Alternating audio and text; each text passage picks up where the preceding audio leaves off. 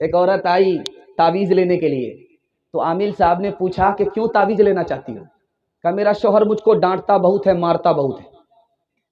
تو کہا ایک کام کرو، میں پانی پڑھ دیتا ہوں، جب بھی تمہارا شوہر گالی بولے تم منہ میں پانی رکھ کر کے بیٹھ جانا، کچھ نہیں بولنا۔ تو جب بھی جھگڑا ہو میاں بیوی میں تو عورت جلدی سے جائے، جھٹ سے پانی نکالے، تو 4 گھونٹ لے کر کے بیٹھ جائے، جھگڑا ختم۔ چونکہ عامل صاحب کو سمجھ میں آ گیا کہ اس کا ہاتھ چلتا ہوگا، اس کی زبان چلتی ہوگی۔ جس دن اس کا ہاتھ چلنا بند ہو گیا، اس کی زبان چلنا بند ہو گئی، وہی دن وہ گھر جو ٹوٹا پھوٹا ہے وہ جنت بن جائے۔ ساس کے یہاں داماد آیا، داماد آ کر کے بیٹھا ہوا ہے کہ آج مرغا ملے گا کھانے کے لیے۔ ساس چالاک تھی کہ ایک دن مرغا کھلائیں گے، روز داماد کھانے کے لیے آئے گا۔ اس نے سوچا کہ آج اس کا علاج کرتے، کبھی نہیں آئے گا۔ کھچڑی پکا کر کے دے دیا۔ اب داماد نے جو دیکھا کھچڑی تو سر میں درد ہو گیا، تو ساس کو کہتا ہے ڈانٹ کر کے، یہ مہمان خانہ ہے کہ جیل خانہ ہے؟ میں داماد ہوں یا قیدی ہوں؟ کھچڑی دے دیا۔ تو ساس بڑی چالاک تھی، اس نے کہا بیٹا کھچڑی کو برا بھلا مت کہو، یہ کھچڑی بہت اچھی غذا ہوتی ہے، امیر بھی کھا لیتے ہیں، غریب بھی کھا لیتے ہیں، کسی کا پیٹ خراب نہیں ہوتا۔ سمجھ میں آ گیا مرغا بچانے کی پلاننگ ہے۔ تو داماد نے کہا کہ اماں کھچڑی تو کھلا رہی ہو لیکن گھی تو لا کر کے دو۔ اب بڑھیا جو چھپا کر کے گھی رکھا تھا لا کر کے ڈھکن کھولا تو ہاتھ میں حرکت تھی، گھی زیادہ پڑ گیا۔ اب بڑھیا کو لالچ ہو گیا کہ سارا گھی تو داماد ہی کھا جائے۔ منطق سے بڑھیا نے کہا کہ بیٹا اکیلے کھاؤ گے برکت نہیں ہوگی، ساتھ میں شامل کر لو، برکت ہی برکت ہوگی۔ سمجھ میں آ گیا یہ پورا کھلا نہیں سکتی ہے، یہ کھانے دے گی نہیں۔ تو کہا تو آپ تو میری ماں ہو، کھا لو ساتھ میں۔ بڑھیا نے پلیٹ کو دیکھا تو داماد کی طرف گھی زیادہ ہے، اپنی طرف کم ہے، دماغ لگایا اس گھی کو ٹاننا ہے اپنی طرف۔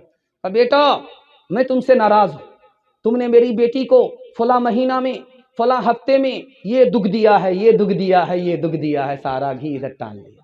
داماد بھی اسی ساس کا تھا، سمجھ میں آ گیا کہ یہ بڑھیا بہت چلاک ہے۔ تو داماد نے کہا کہ اماں کوے سے زیادہ کوے کا بچہ چلاک ہوتا ہے، اگر میں نے وہ دکھ دیا ہے، وہ دکھ دیا ہے، وہ دکھ دیا ہے، تو یہ سکھ بھی دیا ہے، یہ سکھ بھی دیا ہے، یہ سکھ بھی دیا، سارا گھی ادھر ٹان لیا۔ دکھ سکھ کو ملانا پڑتا ہے تب زندگی کٹتی ہے۔ جو نہ دیکھا نہ سنا ہے وہ ہوا کرتا ہے، جو نہ دیکھا نہ سنا ہے وہ ہوا کرتا ہے، اب تو بے پر کا پرندہ بھی اڑا کرتا ہے، گالیاں کوئی دعا کوئی دیا کرتا ہے، اپنا ہر شخص کا کردار ہوا کرتا ہے، اپنے گھر میں بھی سکون سے نہیں رہ پاتا میں، اپنے گھر میں بھی سکون سے نہیں رہ پاتا میں، روز گھر میں میرے طوفان اٹھا کرتا ہے، روز گھر میں میرے طوفان اٹھا کرتا ہے۔ آخری پیغام دے کر کے میں آپ کے جلسے کو مکمل کر رہا ہوں، اس کو بہت دھیان سے سنیے گا، یہ جلسے کا آخری خلاصہ ہے جو میں آپ کے سامنے رکھنے کے لیے جا رہا ہوں۔ اخیر میں قبولیت کی گھڑی میں دل سے دعا کرتا ہوں اللہ پورے جلسے کو قبول فرمائے، ہمارے سنانے کو آپ کے سننے کو بے حد قبول فرمائے۔ دھیان سے سنیے گا۔ اسرائیل علیہ السلام حضرت یعقوب کے پاس آئے، کہا کہ بھائی آپ روح قبض کرتے ہو؟ تو کہا کہ ہاں کرتے ہیں۔ کہا کہ میری روح جب قبض کرنے کے لیے آنا تو پہلے بتا دینا۔ حضرت اسرائیل آ گئے روح قبض کرنے کے لیے، تو یعقوب علیہ السلام نے کہا یار تم عجیب آدمی ہو، ہم سے وعدہ کیے تھے کہ روح قبض کرنے سے پہلے بتا دیں گے، بتایا نہیں؟ کہا 3 مرتبہ بتایا۔ آپ کے کالے بال سفید ہو گئے، میرا قاصد تھا، آپ کی طاقت کم اور ختم ہو گئی، میرا دوسرا قاصد آیا، اور آپ سیدھے تھے جھک گئے، 3 بار اطلاع دے چکا ہوں، اس کے بعد آپ کی روح قبض کرنے کے لیے آیا۔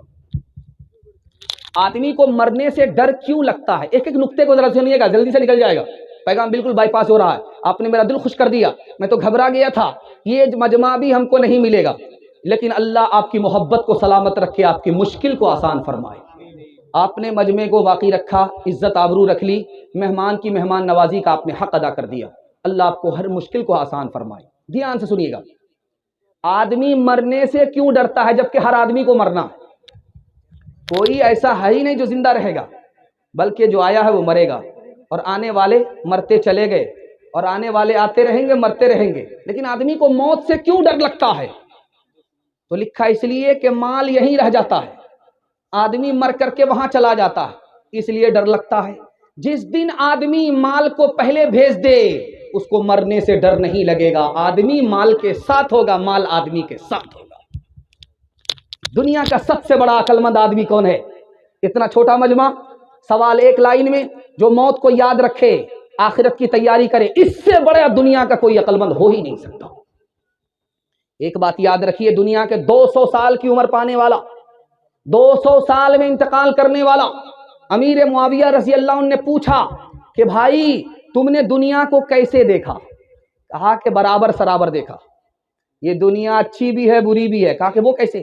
دن کے بدلے دن ملتا ہے، رات کے بدلے رات ملتی ہے، آنے والا بچہ مر جاتا ہے اور آنے والے آتے رہتے ہیں، جانے والے جاتے رہتے ہیں۔ تو کہا کہ ایسا کیوں ہوتا ہے؟ کہ آنے والے اگر آئیں گے، جانے والے جائیں گے نہیں تو دنیا میں پیر رکھنے کی جگہ نہیں ہوگی، اتنی چھوٹی دنیا۔ اور اگر آنے والے آئیں گے نہیں، جو پرانے ہیں وہی دنیا میں رہیں گے تو یہ دنیا بدصورت ہو جائے گی، اس کی خوبصورتی چلی جائے گی۔ اس لیے آنے والے آتے رہتے ہیں، جانے والے جاتے رہتے ہیں۔ 200 سال کی عمر پانے والا کہتا ہے اس 200 سال کی مسافت اتنی جلدی نکل گئی جیسے کہ میں کمرے میں داخل ہوا، ایک دروازے سے داخل ہوا دوسرے دروازے سے نکل گیا، 200 سال کی عمر ختم ہوگی۔ ایک بات یاد رکھیے، بہت دھیان سے اس کو سنیے گا، آپ کا بیٹا ہے دنیا میں آپ کو یاد رہتا ہے، آپ کی بیوی ہے دنیا میں آپ کو یاد رہتی ہے، لیکن مرنے کے بعد آدمی 3 جگہ اپنی بیوی کو بھی بھول جائے گا، اپنے بیٹے کو بھی بھول جائے گا، سب کو بھول جائے گا۔ جس وقت عمل کو تولا جائے گا میزان پر، اس وقت آدمی سب کو بھول جائے گا۔ نام اعمال جب ہاتھ میں دیا جائے گا اس وقت آدمی سب کو بھول جائے گا۔ پل صراط سے جب آدمی گزرے گا تو سب کو بھول جائے گا۔ نماز کیسے پڑھنی چاہیے دکھانے کے لیے جا رہا ہوں انشاءاللہ، جمعہ میں فرصت نکالیں گے، ہاتھ اٹھائیے، سیدھے تراویح میں رمضان میں موقع نکالیں گے، ہاتھ اٹھائیے۔ خیر دھیان سے سنیے گا، نماز کیسے پڑھنا چاہیے؟ تو پوچھا گیا بھئی آپ نماز کیسے پڑھتے ہو؟ کہا نماز ہم اس طرح پڑھتے ہیں کہ منہ میرا کعبے کی طرف ہوتا ہے اور پیر پل صراط کے اوپر ہوتا ہے، دائیں طرف جنت کو سمجھتا ہوں، بائیں طرف جہنم کو سمجھتا ہوں، پیچھے میرے ملک الموت ہے اس کا خیال ہے، اور اپنی نماز کو آخری نماز سمجھتا ہوں، پھر بھی ڈرتا ہوں کہ پتہ نہیں یہ نماز قبول ہوگی کہ نہیں، اس طرح نماز پڑھتا ہوں۔